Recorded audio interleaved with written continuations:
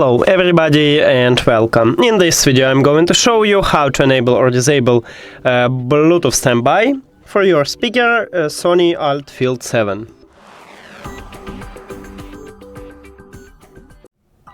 You have to start by open Sony Music Center, and if you add your speaker to this application you will see this menu.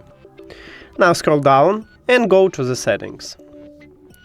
Then click at the power option, and in the last line we have it. To enable it, just click at the slider. If the slider have empty color at the background, it means that it's disabled. And to enable it, just tap on it. If it have colorful background, it means that it's enabled. So to disable it, also click on it. That's it. Thank you for watching this video. If you found it helpful, please consider subscribing to the channel and leave the like on the video. See you later!